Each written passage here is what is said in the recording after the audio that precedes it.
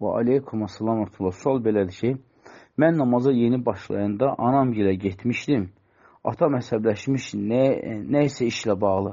Məni çağırdı, amma mənim namaz qıldığımı bilmirdi. Mən də namazı yarımçıq qoyub cavab verib getdim. Sonra yenidən gəlib davam etdim. Yenidən başlayaraq mənim namazın getməyim mənə günahmı oldu? Rəbbim məni bağışlarmı? Ondan sonra amma kim çağırsa belə, uşaqlar çağırsa, ağlasa da belə namazını bitirib sonra çıxıram namazdan. Bir də atam bir neçə ay xəstə yatdı, mən də orada qalırdım. Gündüz başqa otaqda qılırdım namazımı, amma gecə sübh namazını atamın olduğu otaqda, yəni zalda qılırdım. Çünki o biri otaqlar dolu olurdu. Namazımı qılıb, duamı edib, orucumu tuturdum. Quran ayələri az səslə açırdım TV-də. Mən namazını bitirən kimi ağrısı az da olsa dinirdi və biraz yatırdı. Dərmanı belə verəndə bildiyim surələrdən, dualardan oxuyurdum. Rəbbimə çox şükür, atam artıq sağaldı, xəstəliyə qalib gəldi. Çox şükür, bilmək istəyirəm, mənim atamın yanında namaz qılmağım qəbuldurmu? Ümumiyyətlə, siz bu sualda bir çox məsələlərə toxunmuşsunuz. Deməli, namazdan çıxmağa gəlincə, alimlər deyir ki, sünnə namazlarında valideyn çağırsa, hökmə namaz tərk etmək lazımdır. Yəni, valideynin çağırsına cavab vermək lazımdır. Amma fərz namazlarına gəlincə isə, valideyn çağırsa namazı tərk etmək olmaz.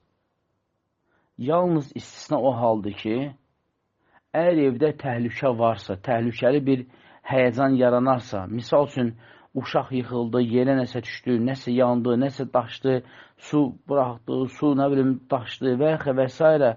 Bu kimi həyəcanlar varsa, siz dərhal fərzdən də olsa belə namazı tərk edirsiniz. Çünki təhlükəni sovuşdurmaq vacibdir. Və namazı isə sonra gəlib yenidən qılmaq olar. Amma o ki, qalsa ki, atanızın yanında namaz qılmaq məsələsinə gəlincə isə, bəli, atanızın və ya xəstə insanın yanında namaz qılmaqda heç bir problem yoxdur. Yəni, nə zaman hansı xəstəlik olsun, fərqi yoxdur. İnsan əgər yer tapıb qıla bilmirsə, həmən bu xəstənin yanında namazın qıla bilər və Allahın izni ilə də heç bir günahı filanı da yoxdur. Və namazınız da Allahın izni ilə qəbuldur. Və aleykum assalam. Sual belədir ki, heyvanlar qiyamət günü sual cavab olunacaqlarmı və heyvanlar cənnətə və ya cəhənnəmə gedəcəklərmi? Dünyadakı heyvanlar yoxsa axirətdə başqa heyvanlar mı olacaq? Allah başqa heyvanlar mı yaradacaq? Ümumiyyətlə, dünyadakı heyvanların hansınsa cənnətə getməsi barəsində heç bir rivayət falan yoxdur. Çünki onlar mükəlləf deyirlər.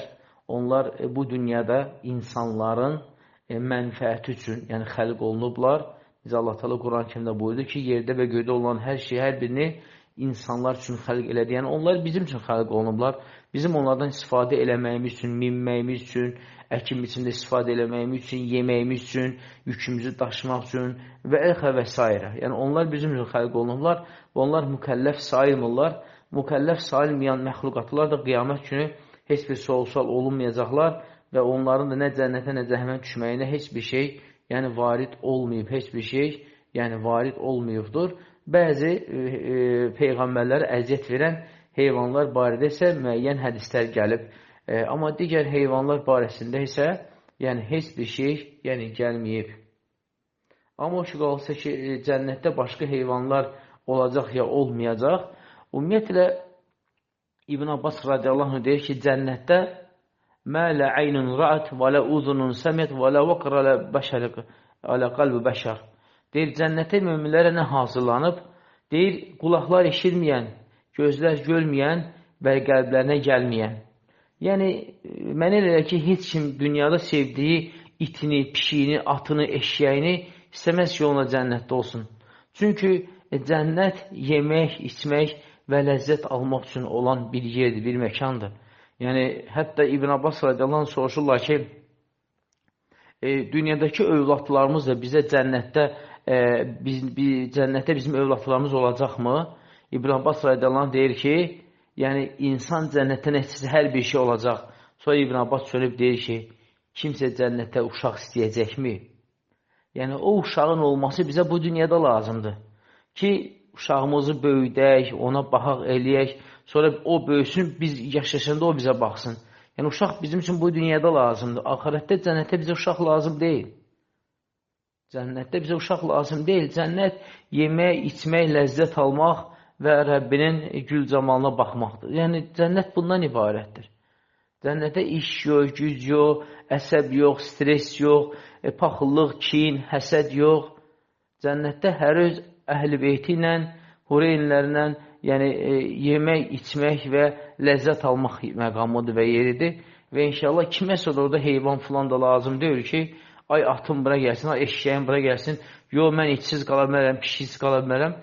Onlar hamısı bu dünyada bizə lazım olan şeylərdir. Amma cənnətdə kimsə vaxtını özün iki qulaqlı itinə, pişiyinə vaxtını sərf eləməz. Və aleykum əssalam. Sual belədir ki, qız övladıma Zümər adı qoya bilərəm? Yəni Quranda surə adıdır Əz-Zümər. Xeyr, bu adın qıza qoyulması münasib deyil. Çünki bu adın ərəb dilində qıza aid olan heç bir mənası özündə əks elətdirmir. Yəni Zümər deməli qaba deyilir, bəzi halda dolu qaba deyilir və həmçində Zümər bəzi mənalarda iki şeyi fasid edən hala deyilir və həmçində bunun hərəkələrin, şəddələrin dəyişiləndə deməli bu mizmara, yəni dütəyə dəlalət edir. Yəni hər bir halda bunun qızla bağlılıq heç bir aidiyyəti yoxdur. Ona görə qoymasanız daha yaxşı olar. Amma adlar barəsində biz hər dəfə tövsiyə edirik ki, insanlara, övladlarınıza çalışın ki, elə bir adlar qoyasınız ki, o adlar onların əxlaqında, sülükunda, dinində, tərbiyəsində təsirli olsun. Ona İbn Qeym Rəhməllah buyurur ki, adların uşaqlara təsiri vardır. Və hər bir müsəlman çalışmalıdır ki, uşaqlarına Qurandan, sünnədən, sahabələr, tabilərin adlarından qoysun. Yəni, adlarda, belə deyim də, fərdləşmək lazım deyil. Yəni, çalışmaq lazım deyil ki, mən elə bir adı qoyum ki, mənim uşağımın adından heç kimdə olmasın. Xeyr, buna çalışmaq lazım deyil. Qoy Abdullah olsun, qoy Abdurrahman olsun, qoy Abdüləziz olsun, Abdülkərim olsun, amma bu cür adlar olsun. Qoy olsun Xədicə olsun, Ayşə olsun, Fatimə olsun, Zeynəb olsun, Məryəm olsun. Qoy hamı da olsun, heç bir problem yoxdur. Yəni, onun başqasının övladı özü üçün Məryəmdir, sənin uşağın sənin üçün Məryəmdir. Başqasının oğlu özü üçün Abdullahdır, sənin oğlun isə sənin üçün Abdullahdır. Amma adların Quran və sünnədən sələflərin, tabinlərin, müsəlmanların, o igid müsəlmanların, igid müsəlman xanımlarının, qadınların adı olması, bəli, böyüyəndə istər qız olsun, istər oğlan olsun, bu adlarla fəxr edirlər. Ona görə onlar hədislərdə oxuyanda Abdullah belə dedi, Abdullah ibn Abbas belə dedi, Abdullah ibn Ömər belə dedi, Talha belə dedi, Zübeyir belə dedi, ondan sonra Abdurrahman belə dedi və s. və yaxud da ki, deyəndə ki, qadınlar oxuyanda ki, Ayşə radiyallahu anh belə elədi, Xədicə radiyallahu anh belə elədi, Zeynəb belə elədi, Fatimə belə elədi və bu adlarla onlar qürurlanırlar və fəxr edirlər ki, o övladlar o sahabələrin adlarını daşıyırlar və bu övladlarda qürur verici bir hal yaradır. Və onlar özlərini onlara oxşatmaq istəyirlər. Ona görə çalışın ki, elə bir adlar qoyun ki, övladlarınıza, o adlar övladlarınızın sülükuna, əxlaqına, təlim tərbiyəsinə, dininə, həyat tərzinə belə təsir etsin Allahın izni ilə. Amma çalışmayın ki, elə bir ad seçəsiniz ki, o ad heç kimdə olmasın, bir dənə mənim övladımda olsun. Buna tələsməyin. Bunun dalınca da belə getməsəz daha yaxşı olar. Təkrar adlar olsun, amma qürur verici adlar olsun. Və aleykum əssalam. Sual belədir ki, zəhmət olmasa Bəqərə surəsi ayə 104-də nə demək istədiyini bizə izah edərdiniz. Yəni, Allah Teala o ayədə nəyi nəzərdə tutur? Ayədə Allah Subhanahu bilir ki, يا أيها الذين آمنوا لا تقولوا راعنا وقولوا انظرنا وللكافرين عذاب أليم. Allah Subhanahu buyurur ki, ey iman gətirənlər, Peyğəmbər sallallahu əleyhi və səlləm bizə qayğı göstər deməyin, deyin ki, bizə nəzər elə, yəni bizə bax, bizə tərəf bax. Və həqiqətən də kafirlərə qiyamət günü acı əzab olacaqdır. Ayə onu göstərir ki, kafirlər, istər Məkkə müşriklər, istər həmçində Mədinədə olan Yahudi tayfalarından, onlar istehza baxımından, suxriyə baxımından, lağlağı baxımından müəyyən kəlmələr istifadə edirdilər ki, hansı ki, o kəlmələr vasitəsilə istədikləri istehzanı edirdilər. Yəni, sözün zahiri, ləfsi bir şeyə dəlalət eləsə də, amma batında onlar başqa şeyi özlərində gizlədirdilər ki, yəni bu da istehza olsun deyə, lağlağı olsun deyə. Və bu baxımdan da Allah Subhanahu möminləri qadağan edir ki, bu kimi kəlmələr işlətsinlər. Bu kimi kəlmələr işlətsinlər. Ona görə Allah Teala buyurur ki, deməyin ki, bizə qayğı göstər. Çünki ra'i ilə sözü həmçində belə qoyun otarmaq kimi mənasındadır. Yəni, belə deyim də, qayğı göstərmək, qoyunların üstündə dayanmaq kimi, yəni necə ki, çoban qoyunların üstündə dayanmır, o kimi mənasında. Yəni, sanki elə bil ki, biz qoyunuq, sən də bizim üstümüzdə çobansan. Yəni, belə bir terimdə yaxud da bunu istifadə edirlər. Bu baxımdan da Allah Subhanahu taala da möminlərə o kəlməni ra'i ilə sözünü işlətməyə qadağan edir. Yəni, sahabilərin məqsədi o idi ki, yəni, bizə qayğı göstər bu cür mənasında. Amma yahudilər bunu isə o mənada istifadə eləmirdilər. Bunu pis mənada istifadə edirdilər. Və Allah Subhanahu da insanın qəlbində olanların bilir. Ona görə də Allah Subhanahu öz möminlərə əmr edir ki, bu kəlməni istifadə etməyin. Əvəzinə isə deyin ki, undurna, yəni bizə bax. Çünki onlar ra'i ilə sözünü işlədəndə, buradan hətta təfsirdə gəlib ki, deməli, Mədnədə olan Bənu Qaynuqa qəbiləsində olan yahudilər, yəni bu istehzanı edirdilər. Və bundan da onlar sanki bir məsxərə edirdilər. Çünki sözün özü yaxşı mənaya dəlalət eləsə də, amma yahudilər bu sözün altında pis niyyətləri var idi. Allah Subhanahu qəlbdə olanları bilir və ona görə də möminlərə əmr edir ki, siz kafirlərin dediyi kimi deməyin. Çünki söz düz olsa da onlar başqa mənanı bunun altında gizlədirlər. Siz isə deyin ki, undurna, yəni bizə bax. Və bu o deməkdir ki, insanlar məsəl üçün bu dünyada, əgər bir-birinlə davranışlarda, hərəkətlərdə, əgər iki söz varsa, o iki sözdən biri pis cürə tələffüz istifadə olunursa, insan o sözü işlətməli deyil. Müsəlman qarşı o sözü işlətməli deyil. Müsəlman daha düzgün, səlim sözü istifadə etməlidir, hansı ki, başqa bir pis mənəyə yozulmur. Bu baxımdan, biz danışığımızda bu məsələlərə fikir verməliyik. Yəni, görürsən ki, elə mənalı söz ola bilər ki, o söz iki başlı olsun, amma o iki başlıdansa insan bir başlı və düzgün tələffüz olunan sözü istifadə etməyi daha yaxşıdır. Və aleykum assalam və rahmetullah. Sual belədir ki, duamın qəbul olmasını istəyirəm.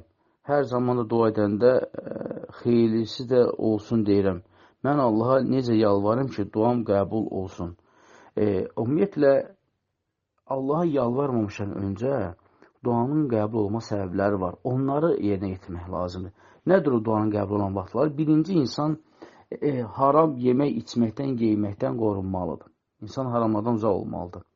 İkinci, insan dua edən zaman münasib vaxtı seçməlidir. Yəni, duanın qəbul olan günlərin vaxtlarını seçməlidir. Üçüncü, insan dua edən zaman əllərini qaldırıb istəməlidir. Dördüncü, insan dua etməmişdən qabaq Allah Subhanahu çoxlu həm sana şükürlər eləməlidir. Sonra isə Muhammed sallallahu əleyhi və səlləmə salavat gətirməlidir. Bundan sonra isə insan dünya və axirəti üçün xeyirli olan, yəni şər olmayan, lənət olmayan, bəddualar olmayan, qarış olmayan, yəni Quran və sünnədə varid olan dünya və axirət üçün Allaha dua eləyə bilər. Bundan sonra insan dua elədiyində israrlı olmalı. Yəni, bir dəfə eləyib tərk eləməli deyil. İsrarlı eləməlidir duasını. Bir duasını dəfələrlə təkrarlamalıdır, israrlı olmalıdır. Və bundan sonra insan elədiyi dualarında əzimkar olmalıdır. Yəni, qətiyyətli olmalıdır. Əzimkar olmalıdır ki, duası qəbul olan dualardan olsun. Sonra isə, bundan sonra isə insan Rəbbinə qarşı pis zəndə olmalı deyil. İnsanlar var, dua edirlər, amma qəlbində var ki, o Allah təala mənim duamı qəbul eləməyəcək. İnsan bu niyyətdə olmalı deyil. İnsan, deməli, duasında əmin olmalıdır ki, Rəbbinə qarşı hüsn zəndə olmalı ki, Allah Subhanahu onun dualarını qəbul edir. Və həmçində insan duasında öz də rəzilliyin göstərməlidir. Yəni, insan zəlil, aciz, ehtiyaclı olduğunu göstərməlidir. Və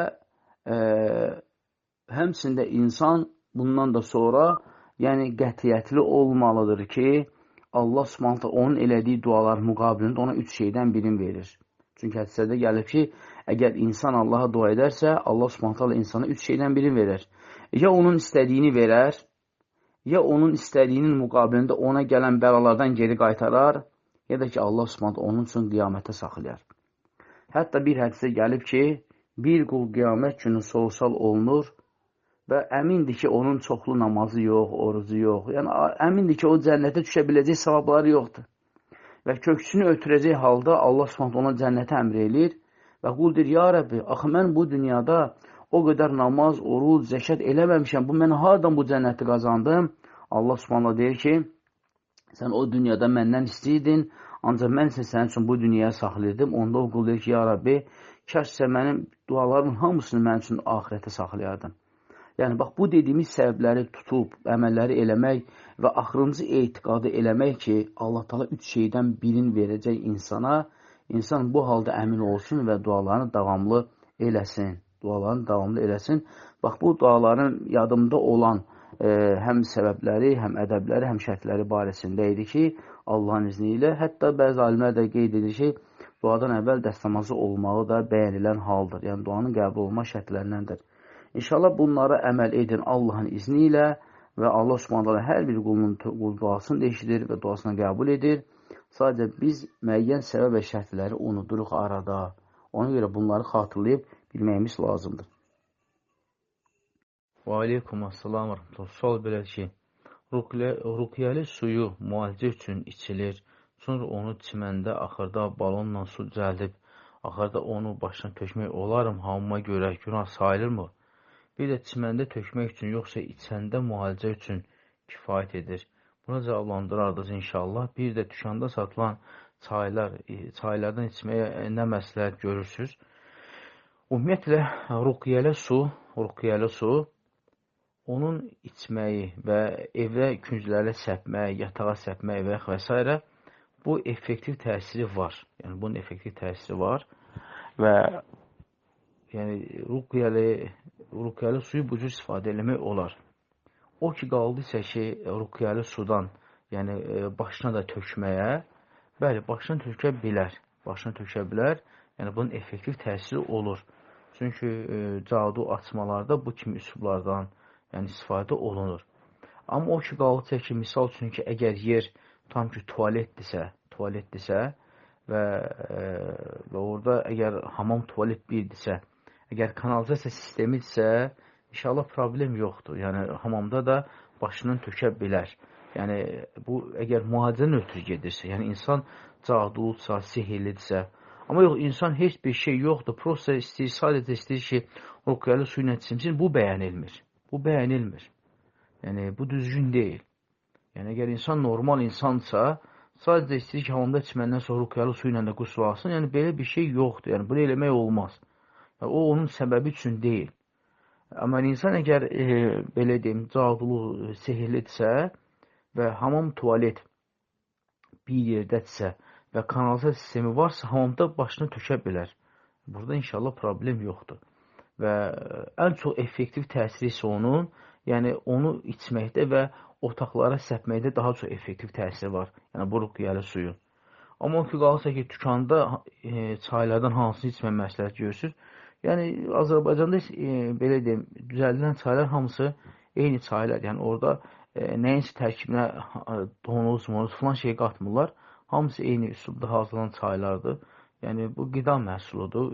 Ələxüsus da ki, çay məhsuludur və bunun əksər hallarda heç bir hamısına filanın əlaqəsi olmur. Ona görə bu hansı çay içməyə məsləhət görürsünüz sualına yaxşı olar ki, çay üzrə mütəxəssisdən soruşarsınız ki, hansı daha yaxşı, xeyirlidir. Belə isə hamısı eyni çaydır, hansını içə bilərsən, içsən, heç bir problem yoxdur. Yəni, bu ət məhsulu deyil ki, deyək ki, bismillah deyilib, deyilməyib və ya da ki, digər toyuq məhsullarından deyil ki, deyək, bu halaldır, haramdır, bismillah deyilib, deyilməyib. Yəni, bu adicə yarpaqdır və rəngli yarpaqdır, üstünə qaynar söksən, rəng çıxır, içirsən. Yəni, bunu soruşmaya ehtiyac yoxdur. Əgər siz çayın keyfiyyətini soruşmaq istəyirsinizsə, o zaman çay üzrə mütəxəssislərdən soruşa bilərsiniz onu. Və aleykum assalam. Sual belədir ki, mən 2012-ci ildə heç özüm də gözləmədiyim bir vaxtda işə girdim. Baş mühasib 5 il 9 ay işlədikdən sonra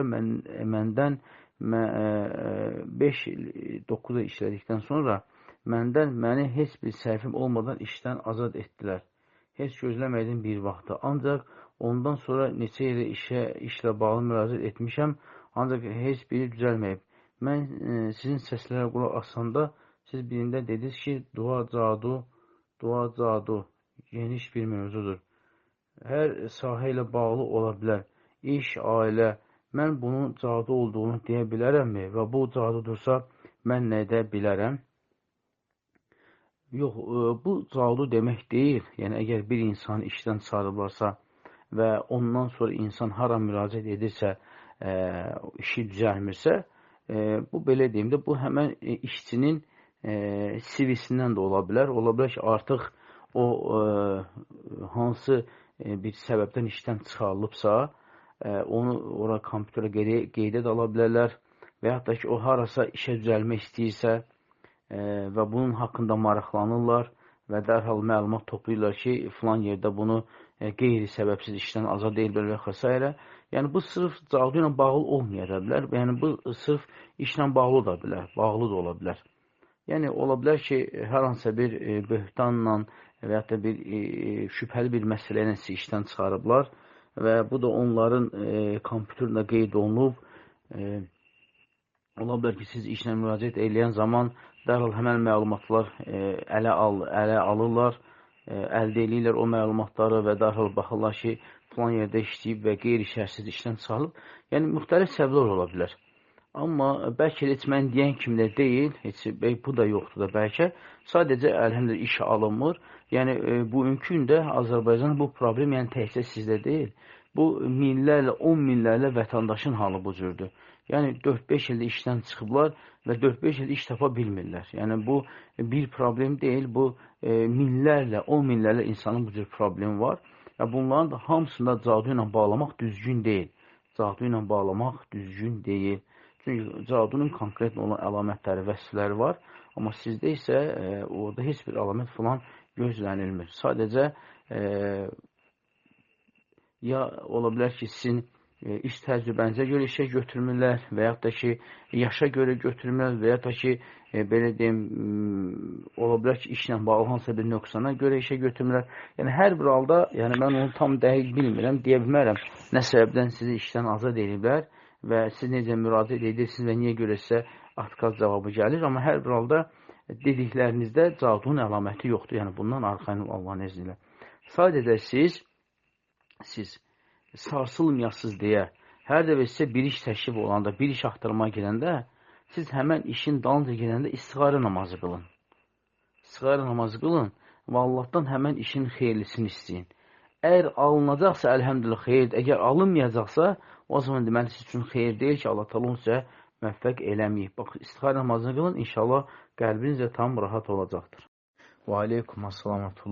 Sual belədir ki, sizdən soruşmuşdum ki, halsızlıq, ruhsuzluq barədə həkimə müraciət etməyimi məsləhət görmüşsünüz.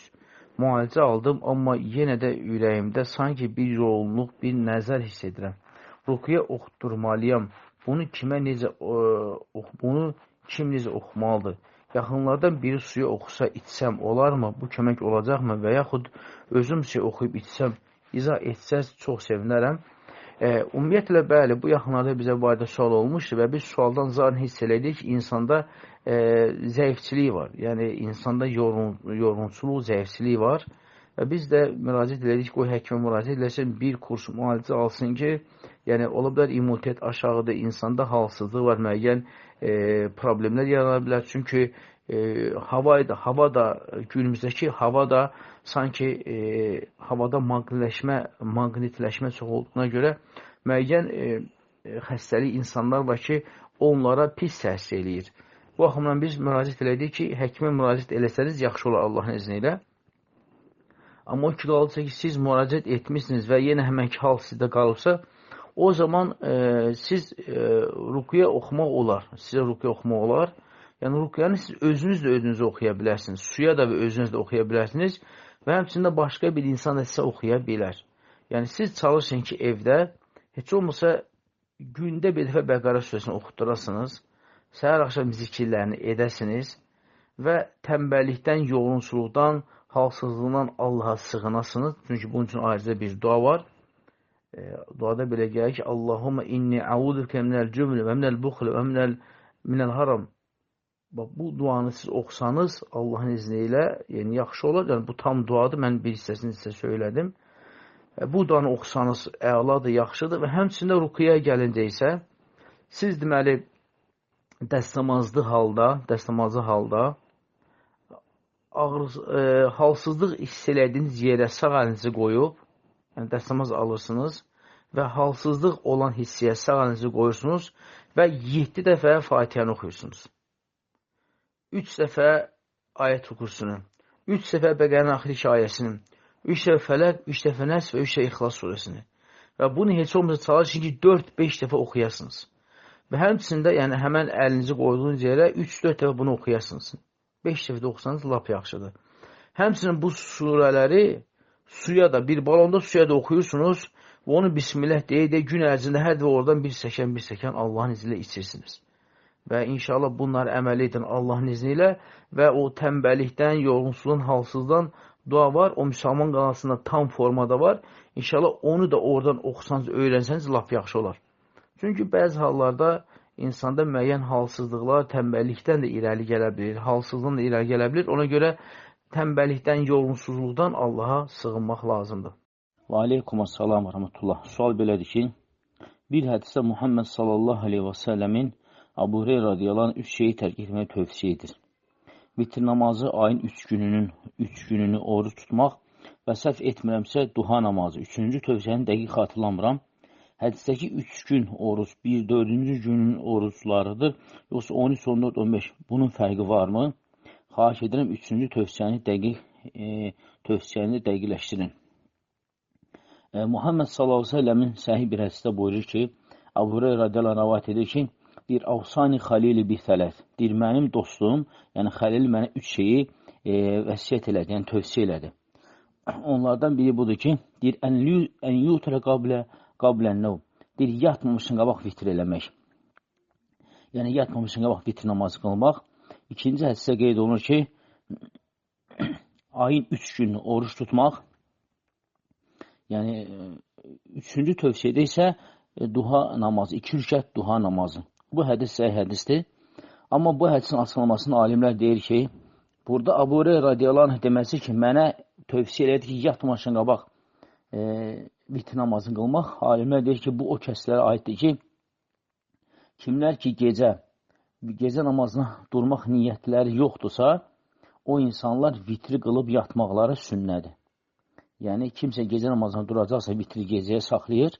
Amma kimsə gecə niyyəti yoxdursa, yəni, işanı qılıb gecə durmaq niyyəti yoxdursa, o zaman işə namazdan sonra vitri də yəni qılır. Birinci vitr namazına aid budur. İkinci rivayətdə, ikinci tövsiyədə isə gəlir ki, ayın 3 gününü oruç tutmaq. Alimlər deyir ki, bu aiddir 13, 14, 15-ə və başqa rivayətdə isə gəlib ki, ayın istənilən bir 3 günü, yəni təhcə 13, 14, 15 yox, əgər 13, 14, 15 tuta bilməyibsə, ayın hansısa bir günün 3 günü oruç tuta bilər. Tam ki, bir insan hansısa bir səbəbdən 13, 14, 15 tuta bilməyibsə, yəni hicri tarixinin 13, 14, 15 tuta bilməyibsə, o zaman ayın istənilən 3 gününü oruç tuta bilər. Və bu oruc da birinci, dördüncü gün orucunun ayrı-ayrı şeydir. Birinci deməli, dördüncü günün fəzilətləri ayrıdır. Onlar ayrı oruç sayılır. Amma 13, 14, 15 isə bu isə ayrı orucdur. Bəli, aralarında da fərq var. O, birinci, dördüncü oruclardır. Onun ayrıca fəzilətləri gəlib. Bu isə ayın 3 günün orucudur. Və üçüncü isə gəlib ki, Allah Rasulü deyir ki, 2 rükət duha namazı. 2 rükət duha namazı. Çünki duha namazı haqqında Allah Rasulü s.ə.v hədisdə buyurub ki, insanın bədənində 360 fəqərə, yəni oynaq yeri var. Və onların hər birinə gündəlik sədəqə lazımdır. Sədəqə verilməlidir. Və 2 rükət duha namazı bu 360 fəqərənin sədəqəsi deməkdir. Və bu da duha namazın ən minimum say həddidir. Yəni, duha namazı 2-dən də çox qılına bilər cüt-cüt formada. Amma bu 2 isə duha namazının minimum sayıdır ki, insan minimum 2 rükət duha namazını qılmalıdır. Və aleykum assalam. Sualım belədir ki, bəzən səs yazıları göndərirlər WhatsApp üzərindən və deyirlər ki, 20 nəfərə göndər. Bu lazımlı məlumat olmasa da Allahın adını çəkib insanları göndərməyə məcbur edirlər. Bu düzgündürmü? Bunu biz də dinlədikdə göndərməliyik mi? Ümumiyyətlə, əgər bir məlumat müsəlmanların halından ötürüdürsə, misal üçün deyək ki, bir tanıdığımız, bildiyimiz bir bacıdır, bir qardaşdır, onun övladına bir xəsarət olub, məsəl üçün deyək ki, əməliyyata ehtiyacı var, ya da müəyyən yardıma ehtiyacı var və deyirlər ki, xahiş edirlər ki, bunu öz qrupunda paylaş və yaxud da ki, öz kontaktlarında paylaş, qoy görənlər o bacı ilə əlaqə saxlasınlar, onun uşağına kömək eləsin və s. Əgər bu kimi yaxşı işçilərdirsə, bəli, bunu göndərmək lazım. Çünki Allah Subhanahu Quran-ı Kərimdə buyurur ki: "Və təavun aləl birri və təqva və la təavun aləl ismi vəl udvan." Allah Teala buyurur ki, yaxşı işlərdə birimizə yardımçılıq edin və pis işlərdə birimizə yardımçılıq eləməyin. Yəni, əgər məsələ yardım məsələdirsə və yaxud da ki, belə deyim də, dini mühüm bir məsələdir, yəni, insan qulaqsana görə ki, bu dini məsələdir, bunun yayılması vacibdir, hökməndir. Bəli, bu məsələlər yayılmalıdır. Amma yox, məsələ dini məsələ deyil, həmçində yardım, filan köməklik məsələsi deyil. Sadəcə hansısa bir lazım olmayan bir məlumatdır. Bəlkə də o məlumat heç səhih də deyil öz-özlüyündə. Yəni, kimsə onun yayılmasında maraqlıdır və o səsi yazırlar və deyirlər ki, Allah xəttinə bunu 20 nəfərə göndərməsən, halallıq vermirəm, neynəmirəm və s. Bu kimi şeylər əsassız və boşdur. Və heç kim də kiməsə səs göndərib, mən sən halallıq vermirəm, bunu yaymasam və s. Bunu deməyə ixtiyarı yoxdur. Yəni, şəriət kiməsə ixtiyar verməyib ki, hər yerindən duran nəsə səs yazsın, göndərsin və desin ki, halallıq verməyən və ya da ki, Allahın adını çəksin və s. Və hətta bəzi hallarda bu kimi məlumatların yayılması belə böyük bir fəsad olur, böyük bir böhtan olur, böyük bir yalana yardımçılıq etmiş olursunuz. Çünki Allah Teala buyurur ki, pis işləri birimizə yardımçılıq eləməyin. Və həmçində bu məlumatlar əksər hallarda yalan məlumatlar olur və ya da ki, görürsən ki, radikal bir məsələlər olur, dünya məsələlərdən hansısa bir məsələdə və insan onun yayılmağında belə o fəsadın yayılmasını iştirak edir. Halbuki Muhammed s.ə.v-in səhih bir hədisi vardır ki, İmam Müslim rəvayət edir ki, kəfə bil mər'ən kəzb ən yuhəddisə bi kullu mə səmiə. Deyir, kişinin yalana kifayət edər ki, hər eşitdiyi şeyi nəql eləsin. Ona görə insan hər eşitdiyi şeyi yaymalı deyil. İstər qadın olsun, istər kişi olur. Hətta bunu sənə and verirlər, aman verirlər, haqqım alırlar və s. Bu kimi sözlər deyirlərsə belə, sən bunlara fikir vermə və bu məsələlərin yayılmasında sən özün də günah qazanacaqsan, əgər ki, bunları araşdırmırsan, dəqiqləşdirmirsən və mücərrəd halallıq verməyən və ya Allahın adını çəkib bunun yayılmasını istəyirlərsə, bu araşdırılmadan, dəqiqləşdirmədən yayılması, bax, bu zaman sən o yalancılardan biri olursa, necə ki, hədisdə qeyd edildiyi kimi. Və aleykum assalam və rəhmətullah. Sual belədir ki, mənim 30 yaşım var, mən dərs oxuyuram, amma yaddaşım çox zəifdir. Dərs oxuyan anda qavrayıram, amma yadımda saxlaya bilmirəm. Dərsə başlamazdan öncə Bismillah deyir, ayət-ül kursu oxuyuram. Siz mənə nə məsləhət görürsünüz? zehnimin açılması və yaddaşımın güclənməsi üçün ilk öncə yaddaşın zəifləməsinə birinci amil günahdır. İnsan günahlardan tövbə etməlidir. Düzdür, bəzi hallarda insanlar deyir ki, mən nə günah işlətmişəm ki, mənim nə günahım var ki.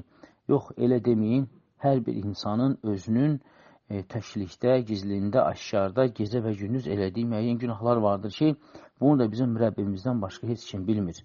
Və həri öz günahının gücünü də, azlığını da, çoxluğunu da, dərəcəsini çox gözəl bilir. Və ilk öncə sələflərin tövsiyəsi budur ki, insan günahlardan tövbə etməlidir. Çünki sizə bir qıssə danışım. İmam Şafii rəhməhullah deməli Vaki ibn Cərrahın yəni tələbələrindən olub və yaddaşı çox güclü olub İmam Şafiinin. Çox güclü olub. Sanki səhifəni bir dəfə oxuyan kimi yaddaşına həkk olunurmuş. Və günün bir günü o baxır ki, bəs yaddaş həmən yaddaş deyil. Yaddaş onu yarıda qoyur. Və məşhur bir şeir forması var və gedir müəlliminə şikayət eləyir və müəllimi də ondan bunun səbəbini öyrənir ki, nə eləmsən?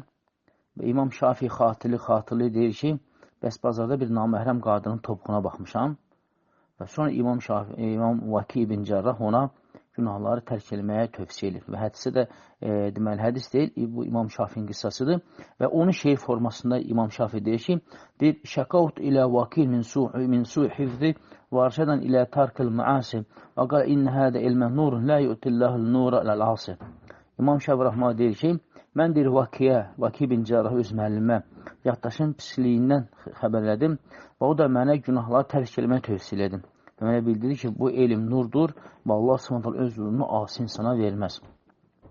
Və bu onu göstərir ki, ilk öncə yaddaşın güclənməsi üçün insan günahları tövbə eləməlidir və ikinci olaraq insan çoxlu Muhammed s.ə.və deməli salavat gətirməlidir. Və bununla yəni ki, insan səhər, axşam çoxlu Quran oxumalıdır. Çünki Quran yaddaş xatırlama, yaddaşın güclənməsi üçün ən gözəl vasitədir və həmçində insan deməli yaddaşın güclənməsi üçün, yəni oxuduğun yadda saxlaması üçün insan günün müəyyən vaxtlarında düzgün istifadə etməyə çalışmalıdır. Yəni alimlər deyir ki, yadda qalmaq hər insanda başqa cür olur. Yəni kimdəsə yaddaş sübhdən sonra güclü olur, kimdəsə 9-10 arası, kimdəsə axşam tərəfi. Yəni insan gün ərzində, günün hansı vaxtında onun beyninin yaxşı işlədiyini yoxlamalıdır, təcrübədən keçirməlidir və həmən o vaxtlarda insan oxumalıdır və öyrənməlidir. Yəni, düzgün səviyələrdən tutmaq lazımdır. Və həmçində müəyyən tibbin ispat elədiyi müəyyən qida növləri var ki, o qida növlərindən insan istifadə etməlidir. Misal üçün, İbn Qeym Rəhməhullah deyir ki, alma yaddaşın güclənməsinə səbəbdir. İbn Qeym Rəhməhullah deyir ki, alma yaddaşın güclənməsinə səbəbdir. Və həmçində insan yaddaşdan ötürü hicamadan da istifadə eləməlidir, yəni qan almadan istifadə eləməlidir. Və inşallah bu tövsiyələri Allahın izni ilə təcrübədən keçirin və inşallah səmərəsini görərsiniz Allahın izni ilə. Və aleykum assalam və rahmetullah. Sual belədir ki, bu xəstəliyin yaranması barədə internetdə açıq aydın yaradılmış bir xəstəlik olduğunu bildirilir. İnsanları qırmaq üçün nələrsə bizləri məcbur edəcəklər. Qiyamətin yaxınlaşdığını deyirlər. Daha nələr? Xahiş edirəm, bu barədə ətrafa məlumat verəsiniz. Rəbbim sizin kimi elmli bütün elm əhlini bu dünyada və axirətdən razı olsun. Ümumiyyətlə, biz bu barədə danışmışıq. Soruşublar bizdən. Yəni, bu koronavirus barəsində biz də bildirmişik ki, təbii ki, Allahın istəyi olmasa heç kim heç nə edə bilməz. Hər şey baş verən bir şey Allah Subhanahu qədəri iləndir. Və əgər Allah Subhanahu hansısa bir xəstəliyin yayılmasını, xəstəliyin baş verməsini istəyirsə, onun qarşısını heç kim ala bilməz. Əgər Allah Subhanahu istəməzsə, onu heç kim yaya edə bilməz. Və bu koronavirus da təbii ki, düzdür. Müəyyən məlumatlar deyirlər ki, filan kəs laborator üslubunda hazırladı, filan şey elədi. Yəni, bunların nəticəsi nə olursa olsun, biz bir müsəlman kimi buna din tərəfdən yanaşmalıyıq. Və din tərəfindən də bunun mahiyyəti odur ki, necə ki, hədislərdə qeyd olunduğu kimi, insanların, vaxt gələcək ki, insanlar elə günahların ucbatından, elə mundar günahlar işlədəcəklər ki, Allah Subhanahu onlara, onların dədə-babalarının görmədiyi, bilmədiyi xəstəliklər göndərəcəkdir. Bəli, bu hədislərdə gəlib və biz də buna etiqad edirik, iman gətirmişik. Və təbii ki, günümüzdəki də bu koronavirus, COVID-19 və bundan sonra nələr olacaq Allah bilir. Və bu kimi xəstəliklərlə təbii ki, nə deyirlər desinlər, bunu biz Allah tərəfindən bir sınav olduğunu qəbul edirik. Çünki yerin, göyün sahibi Allah Subhanahu taaladır və yerdə, göydə heç bir şey Allahın izni olmadan baş verə bilməz. Sadəcə, əlhəmdülillah, biz müsəlmanlar düzgün səbəblərdən tutmalıyıq. Çünki Peyğəmbər sallallahu aleyhi və sələm bizə xəstəliklər gələn zaman onunla necə davranmaq olduğunu Allah Rasulü bizə söyləyib. Yəni, düzgün səbəblərdən tutmaq lazımdır. Yəni, əlhəmdülillah, siz təsəvvür edin ki, İslam dini 1400 il bundan əvvəl insanlar necə təmizlik öyrədibsə, indi bu xəstəlik yaralanan insanlara təmizlik öyrədirlər. Əllərinizi yuyun, hər də bayra girəndə girin, çıxın, yuyun, neyin və filan şey. Halbuki, əlhəmdülillah, biz müsəlmanlar gündə 5 dəfə dəstəmaz alırıq. Biz tarixdən çıxanda əlimizi yuyuruq, sabunlayırıq, dəstəmaz alırıq və əlhəmdülillah təmizlik bizim həyatımızın bir hissəsidir. Çünki biz gündə 5 dəfə namaz qılırıq. Amma bununla yanaşı biz səbəblərdən tutmağa çalışmalıyıq. Necə Peyğəmbər s.ə.v dediyi kimi xəstə insanın yanına getməmək və ya da ki, xəstə insanların yanına gəlməməsi, bu kimi səbəblər. Ona görə bunları böyük bir, nə bilim, internetdə belə dedilər, qiyamət yaxınlaşır. Yəni, heç bir bu kimi xəstəliklər qiyamətin əlamətlərindən deyildir. Yəni, qiyamətin böyük əlamətlərində xəstəliyin yayılma məsələsi yoxdur. Ona görə Allahın izni ilə hər bir günümüzdə biz Allah Subhanahu sarılmalıyıq, bağlanmalıyıq, Rəbbimizlə ünsiyyətimiz möhkəm olmalıdır, Rəbbimizə qarşı yaxşı zəndə olmalıyıq. Əlhəmdülillah, hər bir məsələdə biz çalışmalıyıq ki, düzgün səbəblərdən tutaq. Aleykum assalam. Sual belədir ki, bizim ərəb dilini bilməyimiz vacibdirmi? Biz sorusal olarkən başa düşə biləcəyimiz dildə olunacaq ya yox? Mənə deyirlər ki, soruşma, amma bilməyib soruşmamaq ayıbdır. Allah sizdən razı olsun ki, bizi maarifləndirirsiniz. Ümumiyyətlə, dini məsələləri soruşmağın heç bir ayıblıq falan yoxdur. Ayıb odur ki, insan bilməsin və bilməmək üzrə hərəkət eləsin. Bax, bu ayıbdır. Çünki bilməməzlik eyib deyil, bilməyib soruşmaq eyibdir. Və Peyğəmbər s.ə.v-in sahabələrindən belə bir nəql gəlib ki, 2 nəfər elmə nail ola bilməz. Birinci təkəbbürlü olan insan, ikinci də utancaq olan insan. Yəni, insan bilmədiyi şeyi soruşmalıdır. Çünki Allah Teala Quran-Kərimdə buyurur ki, Fəssəlu əhlə zikrin kuntum la ta'lamun. Bilmədiyinizi elm əhlindən, zikr əhlindən soruşun. Yəni, bu ona dəlildir ki, insan bilmədiyi məsələni hökmən soruşmalıdır. Amma o ki, qalacaq ki, ərəb dilini bilməyimiz vacib deyə yox. Bəzi alimlər deyir ki, ərəb dilini bilmək hər bir müsəlman üçün vacibdir. Ona görə ki, hər bir müsəlman İslam dinini, şəriətini öyrənməlidir. Və öyrənmək üçün də ərəb dili şərtdir. Bəzi alimlər isə deyir, xeyr, bu vacib deyil. Bu yalnız İslamın elminə yiyələnmək üçün insanlar olan, vacib olan dildir. Amma öz boyuna düşən fəzlərdə, öz boyuna düşən məsuliyyətləri isə bilənlərdən soruşsa buna kifayət edir. Yəni, xulasa budur ki, əgər insan şəriət elmini öyrənmək istəyirsə, bəli, o ərəb dili bilməlidir. Çünki qaynaq ərəb dilidir. Amma yox, insan gündəlik ibadətlərini, bilmədiklərini yanında olan bilənlərdən soruşursa, ona başa sallarsa, inşallah bu zaman onun üçün vacib olmur. Ərəb dili bilmək vacib olmur. Amma o ki, qalacaq ki, soruşal insanın hərənin öz bildiyi dildə olacaqdır. Çünki hədisədə qeyd olunmuş ki, İbn Abbas radiyallahu anh deyir ki, Allah Rasulü buyurdu ki, qiyamət insanlar Rəbləri ilə soruşal olacaqlar və onların arasında heç bir tərcüməsi olmayacaqdır. Bəzi alimlər deyir ki, bu ona dəlalətdir ki, hamısı ərəb dilində danışacaq. Bəziləri deyir ki, bu ona dəlalətdir ki, hər bir insan öz dünyada danışdığı dildə soruşal olacaq və bəziləri deyir ki, orada hansı dildə danışılacağı bəlli deyil. Ələxüsus odur ki, onlar ayrı-ayrıqda soruşal olacaqlar və aralarında heç bir tərcüməsi falan olmayacaqdır. Və bu da ona dalət edir ki, sorğu-sual olunacaq və sorğu-sualda Allah Subhanahu bizim istədiyimiz dildə, yəni bizi sorğu-sual edəcək. Ələxüsus o deyil. Xüsusi olan o sorğu-suala hazırlaşmağımızdır ki, biz sorğu-suala hazırlaşmağımızı düşünməliyik. Biz sorğu-suala hazırlaşacağımız günü düşünməliyik, ona əməllər eləməliyik, günahlardan çəkinməliyik və salih əməllərimizi artırmalıyıq ki, o sorğu-sual günü biz rüsvay olanlardan olmayaq, alnı açıq və dəftəri sağ əlinə verilənlərdən olaq. Və aleykum əssalam və rahmetullah. Sual belədir ki, Zumar surəsinin 42-ci ayəsinin təfsirini imkan olsa başa salardınız. Zümər surəsinin 42-ci ayəsində Allah təala buyurur ki, bu xüsusda uca Allah buyurur, Allah ölənlərin canını ölüm anında, ölməyənlərin canını isə onlar yuxuda ikən alır.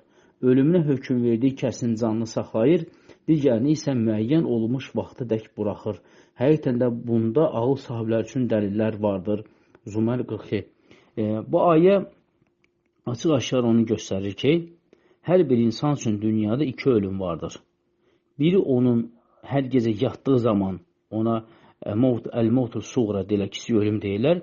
Bu hər gecə insan yatdığı zaman baş verir və ikinci ölüm isə onun ölüm əcəli çatdığı vaxtdır. Yəni bu həyatdakı əcəli bitdiyi vaxtdır ki, o zaman onu Allah Subhanahu ölüm mələyini göndərir və onun ruhunu alır. O ruh geri qayıtmır və insan bərzəx həyatına gedir. Deməli, bu ayət onu göstərir ki, insan iki cür ölüm keçirir. Biri hər gecə yatdığı zaman baş verən ölümdür. İkincisi isə sırf əcəlinin bitdiyi vaxtı ölümdür. Və buna da dəlil, deməli, bu ayənin təfsirində İbn Kəsir rəhməllah İmam Buxari və Müslimin gətirdiyi hədisi gətiriblər ki, Əbu Hüreyrədən rəvayət edir ki, Allah Rasulü hər gecə yatanda bu duanı edərdi və bizə də tövsiyə etdi ki, bunu edin. Yəni biz müsəlmanla bu tövsiyədir. Duada belə gəlir ki, Bismika Rabbi vada'tu cəmi və bika arfa'uhu fəin əmsəkdə nəfsi vərhəmə fəin arsaltə fəhvada bimə təhvadu bi ibadikə salihin. Duada belə gəlir ki, ey Rəbbim, sənin adınla bədənimi yatağa qoydum və sənin adınla da yataqdan qaldırıram. Əgər sən mənim nəfsimi alsan, ona rəhm elə. Əgər nəfsimi geri qaytarsan, onu qorum. Necə ki, salih qullarını qoruduğun kimi. Yəni, bu hədis açıq-aşkar onu göstərir ki, bəli, insan hər gecə yatanda kiçik ölümü yaşayır. Və bu ayənin təfsirində sələflər qeyd edirlər ki, deyir, Allah Subhanahu taala insan yatanda onların ruhlarını alır. Bir də insan öləndə, yəni insan yatanda onun ruhu alınır və bir də insan öləndə onun ruhu alınır. Amma o kəslər ki, yəni yuxuda ruhlar alınanlar, hansılar ki, əcəlləri bitməyibsə, yəni onların ömürləri bitməyibsə, onların ruhları geri qayıdır. Ancaq hansıların ki, əcəlləri bitibsə, onların ruhunu Allah Subhanahu taala saxlayır. Və həmçinin də İbn Abbas radiyallahu anhu bu ayənin təfsirini gətirir ki, bu ayəni dəlalət edir ki, Allah Subhanahu taala o insanların əcəli ki bitib, onların nəfslərini saxlayır, yəni ruhlarını saxlayır, onları geri qaytarmır. Amma o insanlar ki, hansı ki onlara əcəl bitməyib, ömür davam edirsə, Allah Subhanahu taala onların ruhunu geri qaytarır, yəni mələklər onların ruhunu geri qaytarırlar və deyir ki, və mələklər də bu məsələdə xata etmirlər. Yəni, ruhlar alınır və geri qaytarılır. O insanların ki, ömürləri hələ var, ruhları geri qayıdır, amma o insanlar ki, əcəl bitib, onların ruhu geri qayıtmır və o insanlar bərzəx həyatına gedirlər və bunu edəndə də mələklər xata etmirlər, yəni heç nəyi qarışdırmırlar və ayənin sonunda isə Allah təala buyurur ki, həqiqətən də bunda ağıl sahibləri üçün dəlillər vardır. Yəni, insanlar əgər otursalar, ağıl sahibləri otursalar, fikirləşər və bunun böyük bir hikmət olduğunu dərk eləyərlər, başa düşərlər və həqiqətən də bu əməlləri dərk eləyib, qorxarlar və Allah Subhanahu yoluna qayıdarlar.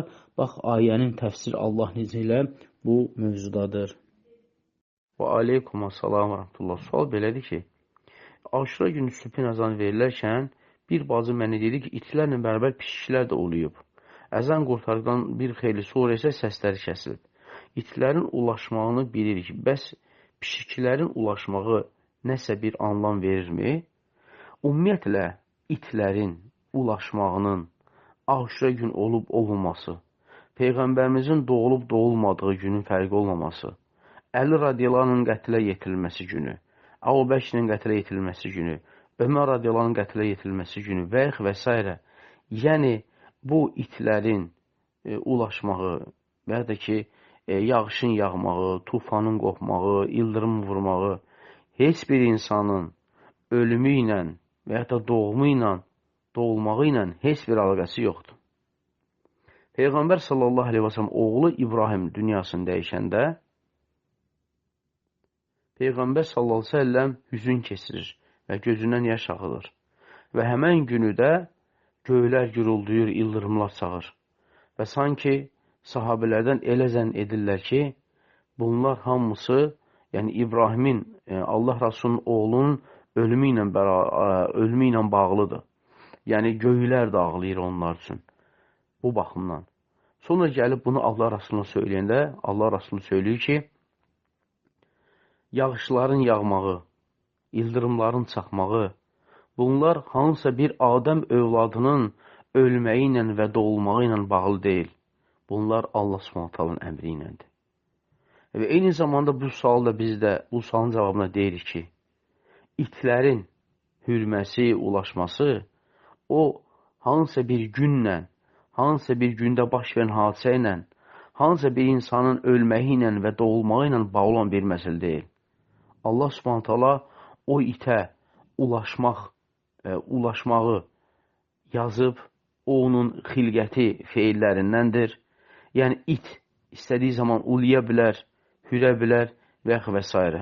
Və onun da Aşura günü ilə, Kərbala günü ilə, Məşədi günü ilə, Həzi günü ilə heç bir asıllığı, bağlılığı yoxdur. O ki, qaldı isə ki, pişiklər də həmən gün ulaşıb deyə, xeyr, pişiklərdə ulamaq əməli yoxdur.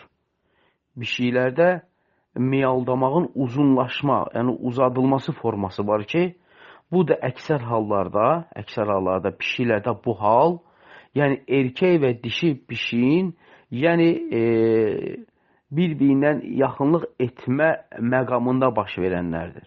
Yəni bu təkcə pişiklərdə deyil, yəni bu cür hal. Eyni zamanda da pişik kimilərin sinifindədir.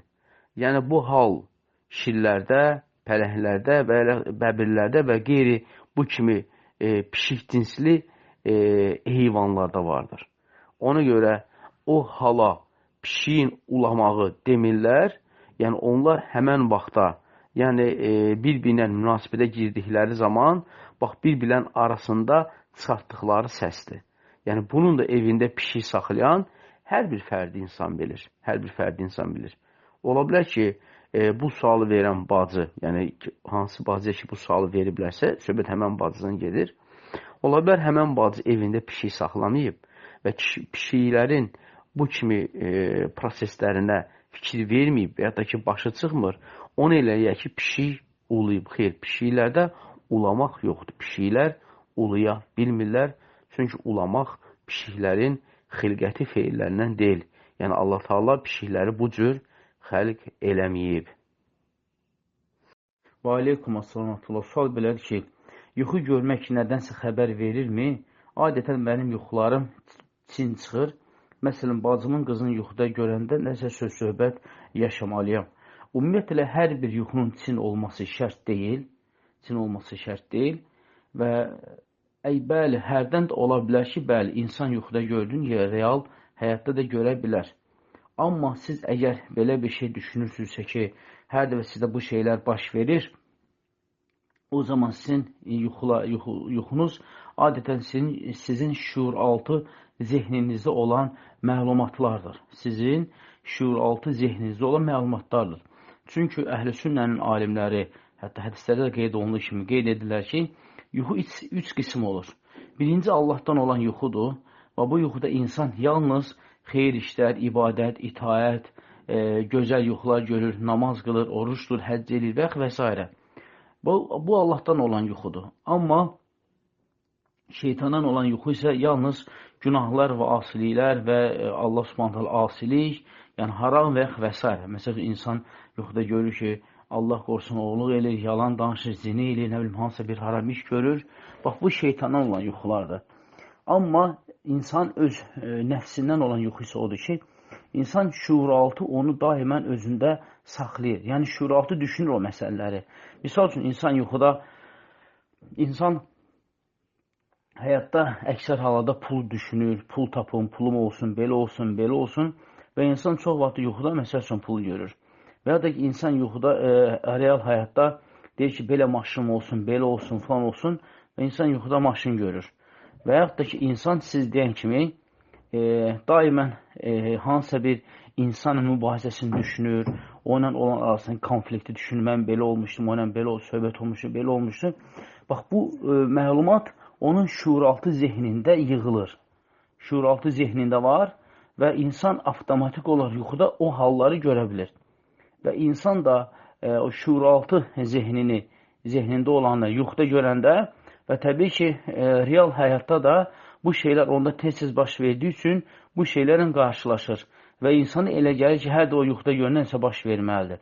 Əslində, insan bu cür yuxunu görmək istəmirsə, o insan şuuraltı zehnini təmizləməlidir.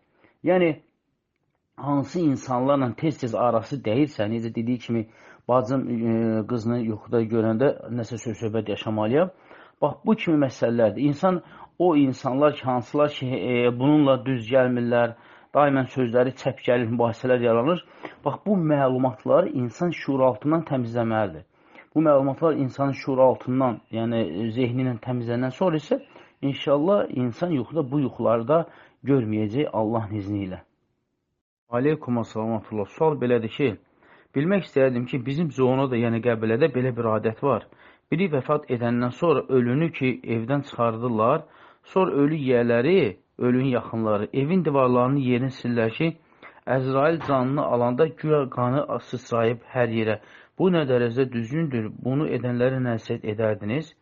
Əvvəl ilk öncə nəsihət onu edərdi ki, ölüm mələyin adı Əzrail deyil, ölüm mələyin adı ölüm mələyidir. Necə ki, bu Quranda da ölüm mələyi gəlib Mələkül Mevt və eyni zamanda hədisdə gəlib Mələkül Mevt, yəni ölüm mələyi.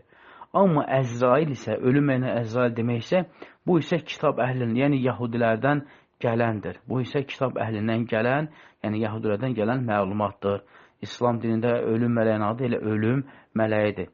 Amma o ki, qalırsa ki, bunlar ölünü evdən çıxarandan sonra zənn edirlər ki, bəs onu öldürəndə qanı divarlara, yerə filana sıçrayıb. Bu isə cahillik, mühümət və xurafatdır. Ona görə ki, ölüm mələyi insanın canını günümüzdəki cəllatlar kimi almır, boynunu vurub eləmir, nə bilim, qanlı divara yerə töküb eləmir. Ölüm mələyi insanın ruhunu alır və ruhunu alandan sonra artıq o insan ölmüş insan sayılır. Və bunlara nəsiyyətimiz odur ki, yəni bu cür cahillikdən, mövhumatdan, xurafatdan əl çəksinlər. Yəni mən onlara sual verim ki, əgər bir insan, əgər yolda, düz yolu gedəndə ölsə, onda haranı siləcəklər? Səhralıqda insan öldü, susuzdan insan öldü. Yəni gəlib haranı siləcəklər? O zaman onun qanı hara tökülmüş olacaq? Yəni bu mövhumat və xurafatdır. Və ya da ki, insan suda batdı, öldü. Suda batdı, öldüsə, o suyun harasını siləcəklər? Yəni qanı hara töküldü, onun hara dağıldı? Təbii ki, bu mövhumat və xurafat və cahillikdir. Və belə insanlara tövsiyəmiz odur ki, dininizi öyrənin. Dininizi öyrənin, mollaların nağıllarına, lətifələrinə, dastanlarına, bu şeylərə son qoyun, son qoyun. Allaha şükürlər olsun ki, bugünkü günümüzdə elm demək olar ki, kifayət qədər hər yerə çatır. İnsan tezə məscidlərdə deyil, universitetlərdə deyil, əlhəmdülillah, hər yerdə insan elm ala bilir. Yəni, səndən 10.000 kilometrlərlə uzaqlarda keçilən dərsi sən ani handa onlayn olaraq, canlı olaraq öz evində dinləyib, baxıb, qulaq asa bilirsən. Yəni, bu xurafata son qoyun. Son qoyun mövhumata, bu cahilliyə. Və aleykum əssalam və rəhmətullah. Sual belədir ki, biz statusa hazırladığımız yeməkləri və ya harca oturub yemək yeyərkən şəkil paylaşırıq. Bu olarmı, yoxsa günah daşıyırıq bunları etməklə? Əslində bu məsələdən bizdən dəfələrlə soruşurlar və biz deyirik ki, müasir alimlər deyir ki, bir insan öz həyat tərzini bu cür paylaşmağı şəriətə ziddir. Niyə görə? Əvvəla, bütün insanlar sizin kimi imkanı olmaya da bilər. Yəni, orada kasıblar da var, ehtiyaclı olan insanlar da var.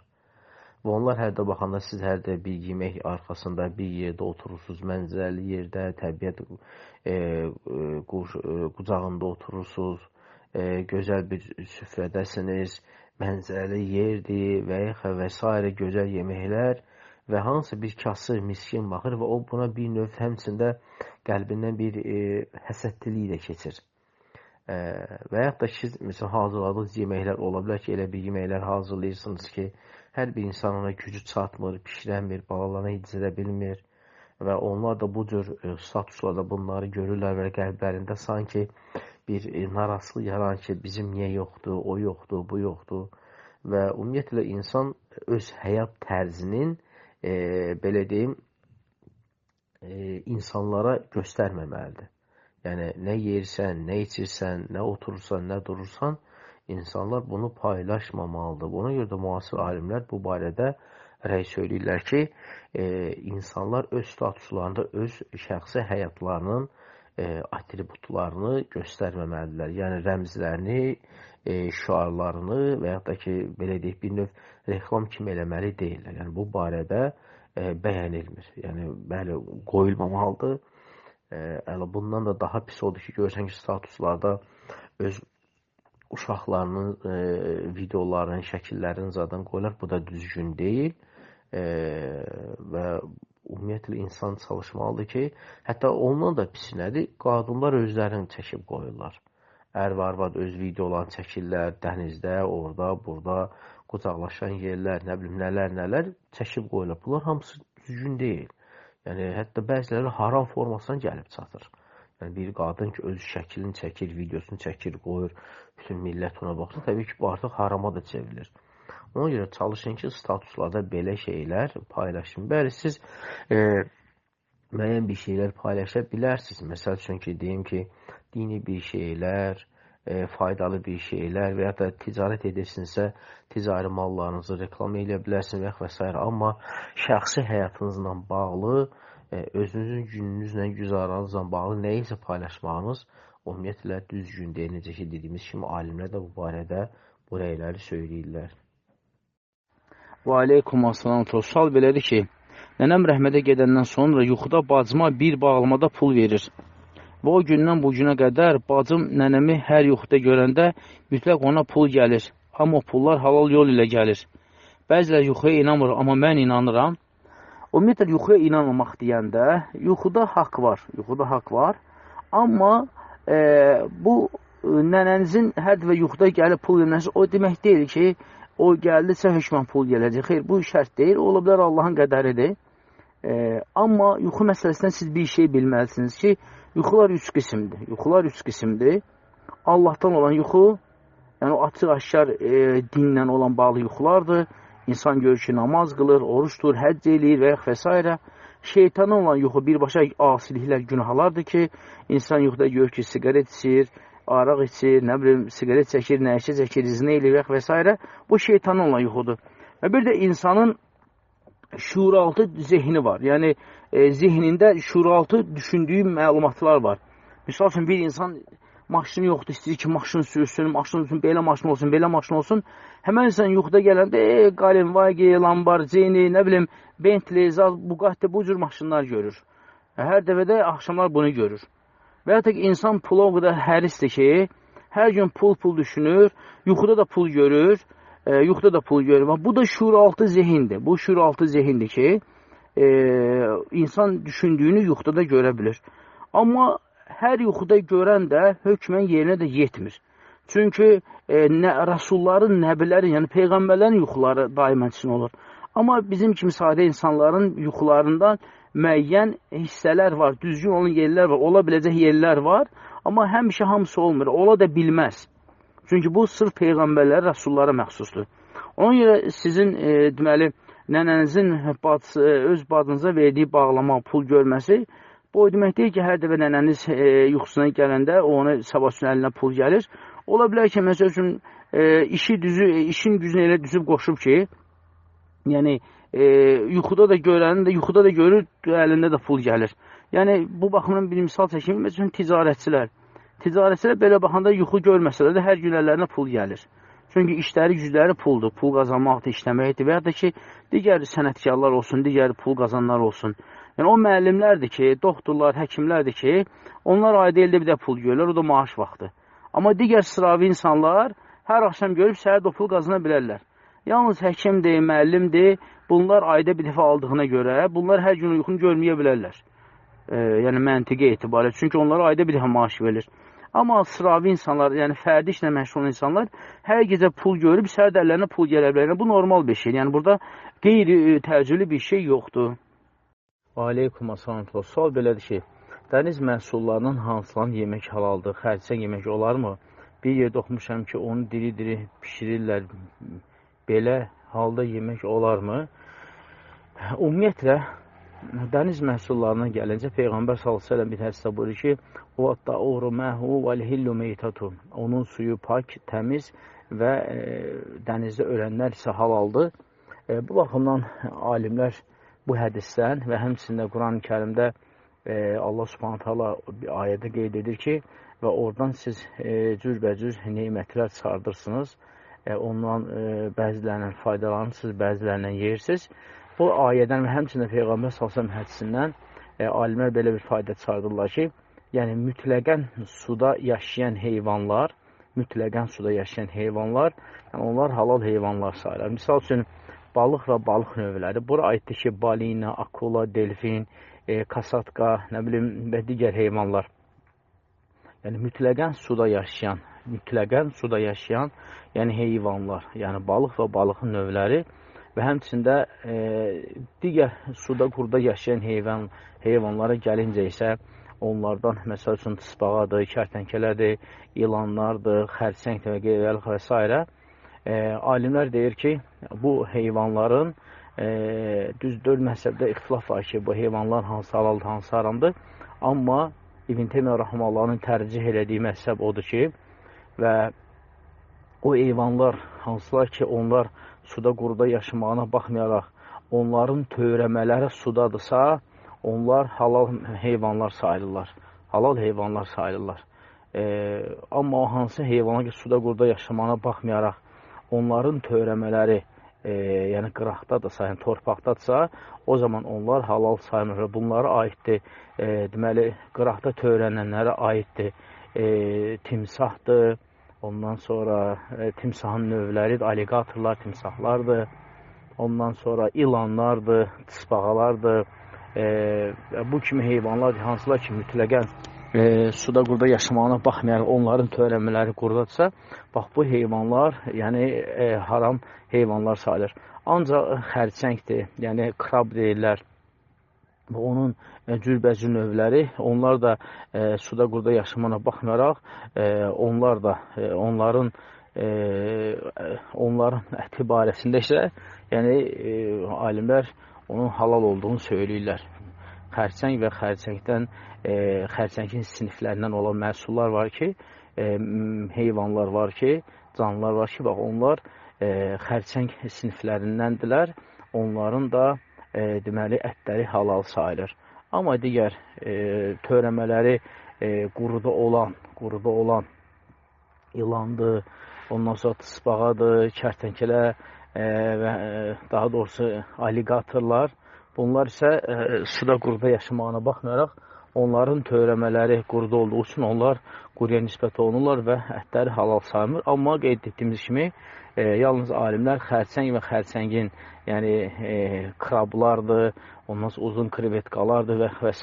Yəni dəniz məhsullardır ki, bax, bunlar isə alimlər deyirlər ki, bunlar halaldır.